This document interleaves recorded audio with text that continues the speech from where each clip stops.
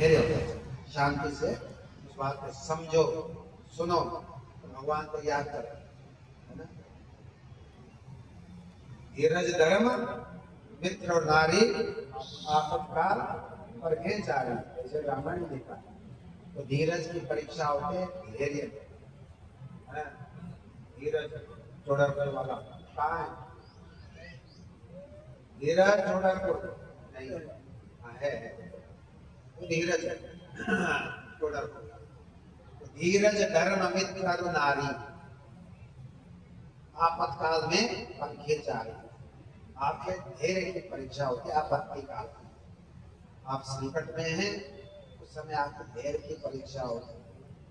धर्म की, मित्र की, नारी की परीक्षा, है ना, आपत्ति काल में होती है। कठिनाई के समय में इन चारों की परीक्षा होती है। आपके धैर्य की परीक्षा भी आपके आपत्ति काल में होती है। आप किसी प्रकार से दुखी हैं, आपका नुकसान हुआ है, सफलता नहीं मिली है, तो अपने धैर्य को मत छोड़ो। Students should be aware. ये आप जो है पास नहीं हुए तो कोई तो आत्महत्या कर देते हैं। हमारे यहाँ कोटा नजदीक में, है ना, तो वहाँ के कई विद्यार्थी जो पास नहीं होते सुसाइड कर देते। इतना नंबर नहीं आता है, मैं बीटेक नहीं कर पाए, एमबीबीएस में एडमिशन नहीं मिला, तो सुसाइड कर देते। महीने में 2-4 सुसाइड कर लेते कोटा में, साल में 10-20 सुसाइड हो जाता है। तो विद्यार्थी दूर दूर के जाते हैं, बनारस के भी जाते हैं, कहीं कहीं के जाते हैं, लेकिन पढ़ने में पढ़ाई तो करते हैं, लेकिन फिर भी उतने नंबर नहीं ले पाते। सोचते हैं घर वालों ने इतना पैसा दिया, दूर भेजा, और हम इतना नंबर नहीं ला पाए, इतना फ्रस्ट्रेटेड हो जाते हैं, तो सुसाइड कर लेते हैं, आत्महत्या करते हैं। ऐसा नहीं करना चाहिए। इसलिए धैर्य पूर्वक अपने समय को देखो, माँ बाप से कहो दोबारा ट्राई करो, या आपने बहुत सारे छोड़ देते हैं। कोटा की पढ़ाई छोड़ो, अब अपने की पढ़ाई करो, अब छोड़ दो। इंजीनियरिंग वाली पढ़ाई छोड़ दो, हमारी बस का नहीं है, आपका बस पहले भी नहीं था, आपकी इतनी भूमिका तैयार नहीं थी, इतना इंटेलिजेंट आप नहीं थे, लेकिन जबरदस्ती आपको भेजा गया और आप सफल नहीं हुए। भगवान ना करे आप सुसाइड कर लें, तो नहीं करना चाहिए किसी को, आत्महत्या नहीं करनी चाहिए। पढ़ाई में नहीं आई, नहीं दूसरे प्रकार की पढ़ाई करो। जरूरी है आपको बीटेक ही करना है? बहुत सारे दुनिया में और कंपटीशन है आजकल। तो एक कंपटीशन और चल रहा है, जिस किसी में देखो क्या कर रहे हैं, गुरु जी आईएएस की तैयारी कर रहा है, लड़कियां भी, जिसको देखो अच्छी बात है, हम उसको उनको फ्रस्ट्रेटेड नहीं कर रहे हैं, लेकिन उसके लिए बहुत तपस्या चाहिए, बहुत पढ़ाई करनी पड़ती है। हजारों में कोई कोई एक ही सफल हो पाता है, लेकिन ट्राई करने में कोई बुराई नहीं है। अरे आईएएस में नहीं आए तो पीसीएस में आ ही जाए। कुछ और परीक्षा में आपने तैयारी करी है तो वो व्यर्थ नहीं जाएगा। ऐसे बच्चे होते हैं, मैंने देखे हमारे यहाँ। एक सिसोदिया परिवार, लड़का था आदित्य, दिल्ली में रहता है, तो वो इंटर कर लिया था, उसने इंटर में पढ़ रहा था, इंजीनियरिंग की तैयारी कर रहा, 16-17 वर्ष का बच्चा। और मेरे कमरे के बगल में ही वो कुछ दिन के लिए रहा, 2-4 हफ्ता के लिए रहा होगा। इंजीनियरिंग की पढ़ाई करता था, बीटेक आईआईटी की तैयारी। हमने उस लड़के को देखा, बड़ा ही तपस्वी लड़का, 5-5, 6-6 घंटे एक ही आसन में बैठ करके पढ़ाई करता है। 6 घंटे हो गए, हम कहते कुछ खा लो, कि नहीं अभी इच्छा नहीं। तो मम्मी पापा भी थे, आते जाते भी थे, लेकिन कुछ दिन के लिए रहे। तो देखा 6 घंटे बैठा हुआ है, ये क्या जैसे तपस्वी लोग होते हैं, ध्यान लगाते हैं, ऐसे वो अपनी पुस्तक में लगा हुआ है। 6 घंटे हो गए लगातार। अरे हमने कहा उठो घूमो फिरो, ऐसा नहीं है। तो वो ऐसा व्यक्ति था, और परिणाम ये हुआ इंडिया में जो टॉपर 20 हैं उसमें उसका नाम आया। वो उधर कहीं पर पढ़ रहा है, मद्रास IIT, ऐसे विद्यार्थी होते हैं तो उनको दुनिया से कोई मतलब नहीं, पढ़ने से मतलब है बस, अपनी पढ़ाई से मतलब, कोई फालतू चीज है नहीं, कोई मोबाइल का प्रयोग नहीं है, पुस्तक में ही लगे हुए 6 घंटे हो गए पढ़ते पढ़ते। देखा, ऐसा हमने देखा। उदाहरण हम उस बच्चे का देते हैं, तो आप लोग भी बच्चे विद्यार्थी ऐसे बनिए, 5 घंटे 6 घंटे पढ़िए, तब IIT फर्स्ट क्लास फर्स्ट हो गया। जब पढ़ेंगे नहीं, शरारती करते रहेंगे तो क्या होगा? तो सब दूर थे। इसलिए भगवान कहते हैं हाँ, धृति धैर्य शौचम, शुद्धि रखनी चाहिए अपने शरीर की, कपड़ों की, और अपने मन की पवित्रता रखना, मन को शुद्ध रखना चाहिए, दुर्भाव नहीं होना चाहिए। शौचम अद्रोह, किसी से झगड़ा नहीं करना चाहिए। द्रोह कहते हैं ईर्ष्या करना, झगड़ा करना, लड़ाई झगड़ा करना। इसे लड़ाई झगड़ा न करें आप। अद्रोह, द्रोह नहीं करना, द्रोह का अभाव कहते हैं अद्रोह, झगड़ा फसाद नहीं करना।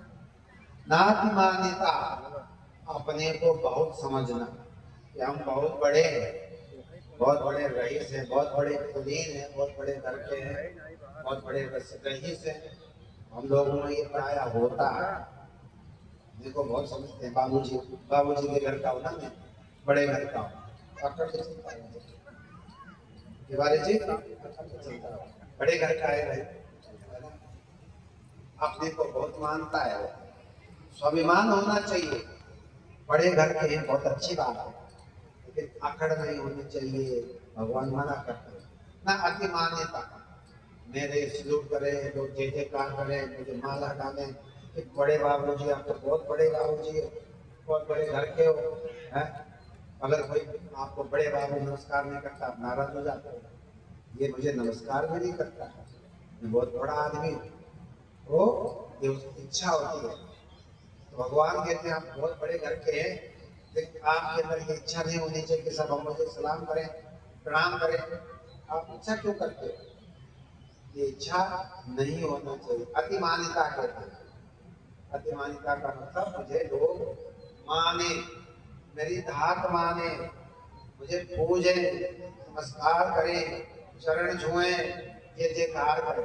भगवान कहते हैं ये नहीं होना चाहिए। अच्छे लोग इस बात को पसंद नहीं करते। भगवान कहते हैं ये कुल मिलाकर के 26 है गुण। कितने गुण हैं? 26। भवन्ति संपदा देवी अभिजात से भारत, तो देवी संपदा में उत्पन्न है, जिनके अंदर ये दिव्य गुण हैं वो होते हैं, उन लोगों के अंदर ये होता है। और ये कहते हैं भगवान दैवी संपद विमोक्षाय, जिनके अंदर ये 26 गुण होते हैं वो मुक्ति के भागीदार होते हैं, वो मुक्त होने योग्य है, वो भगवान की कृपा के अधिकारी हैं। देवी संपद विमोक्षाय निबंधाय आसुरी मता, लेकिन जो आसुरी प्रवृत्ति के लोग हैं उनका निबंधन होता है, वो उनका पतन होता है, वो नरक में जाते हैं। अब हमने आपको ये देवताओं के गुण बताए, अब राक्षसों के गुण भी आप सुनिए, कहीं आपके अंदर राक्षसी गुण तो नहीं है, ये देख लेना। सबसे पहले बताया राक्षसी गुण में दंभ। दंभ कहते हैं पाखंड, जैसे आप नहीं अपने को बहुत दिखाते हो, पाखंड करते हैं ना, पाखंडी होते तो दंभ, पाखंड। दर्प, दर्प भी अभिमान ही होता है, सूक्ष्म अभिमान को दर्प। आपके अंदर अभिमान रहेगा, मैं बहुत बड़ा आदमी, मैं बड़े विद्वान, मैं बड़े धनाढ्य आदमी, अंदर ये रहता है दंभ, तो कहते हैं दर्प।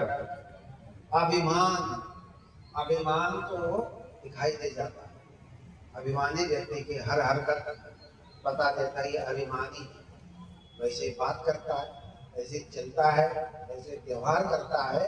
अभिमानी व्यक्ति अपने अभिमान को व्यक्त कर देता है, दिखा देता है, अभिमान को दिखाता है। तो ये होता है राक्षसी गुण, राक्षसों के गुण है, आप नहीं होना चाहिए। आप बहुत बड़े आदमी हैं तो, लेकिन अपने को बड़ा नहीं सकते।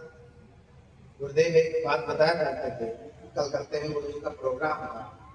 एक कोई दुग्गड़ थे, दुग्गड़, हाँ दुग्गड़, दुग्गड़ एक उनका टाइटल था। बहुत बड़े आदमी थे, बहुत बड़े हैं कि फैक्ट्रियां चलती थी, तो बहुत पीछे बैठे हुए थे। किसी ने कहा महाराज जी ये बहुत बड़े सेठ हैं, उनके बहुत बड़े मिल हैं, वो सबसे पीछे बैठे हैं, तो आगे बुलाया जाए। गुरुदेव ने कहा भाई दुग्गड़ कौन है भाई, जो दुग्गड़ है वो इधर आ जाए। तो वो आया कि दुग्गड़ तुम तो बहुत बड़े आदमी हो। महाराज जी मैं तो आपका बच्चा हूँ, मैं कोई बड़ा नहीं हूँ, सब भगवान की कृपा है, आपकी कृपा है। मैं तो यही ठीक था, आपने मुझे बुलाया, चलो अच्छी बात है, और मैं ऐसा कोई बड़ा आदमी नहीं हूँ। तो बड़ा विनम्र था, बहुत पैसे वाला होने के बाद भी गुरुदेव कहते ऐसे लोग भी होते हैं।